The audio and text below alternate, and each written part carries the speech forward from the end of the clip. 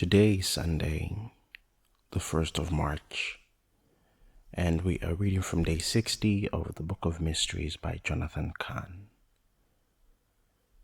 Day 60, The Secret of Yoma. He took me into what was known as the Chamber of Books, a massive room of towering bookcases filled with volumes of mostly old or ancient-looking books. Retrieving one of these from the shelves, a large reddish volume, he laid it on the wooden table, opened it up, and began to share.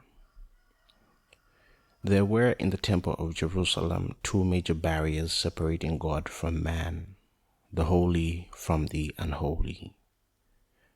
One was formed by two massive doors of gold, the doors of the Hekel, the holy place. These separated the holy place from the temple courts. The other, deeper inside, was called the Parashet, the colossal veil that separated the holy place from the Holy of Holies and through which only the high priest could enter on the Day of Atonement.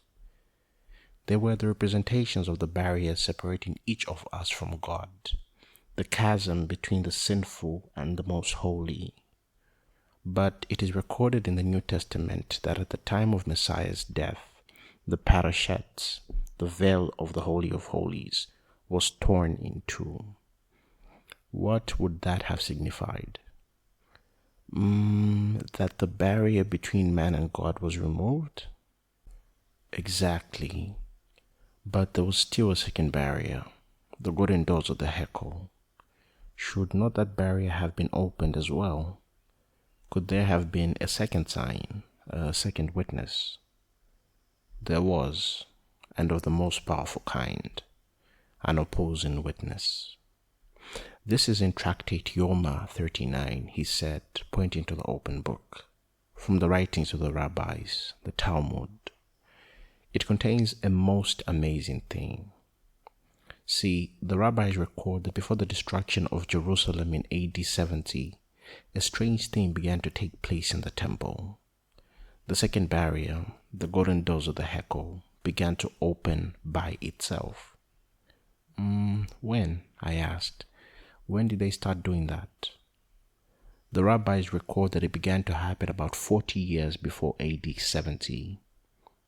Then it comes to about the year AD 30. Yes, and which just happens to be about the same time that something else took place in Jerusalem. The Rabbi Yeshua, Jesus, died as the final atonement to remove the barrier from man to God. Has that ever happened in the history of faith where a hostile witness so powerfully testifies to such a fact? Never. And the fact remains that rabbis themselves bear witness concerning the removal of the second barrier, and thus that at the same time of Messiah's death, that which is separating God from man, God from us, was removed, and that the way to his presence has been opened. The mission. Even the rabbis bear witness. Around AD 30, the way was opened. Use the power of Messiah today to open the doors that are closed.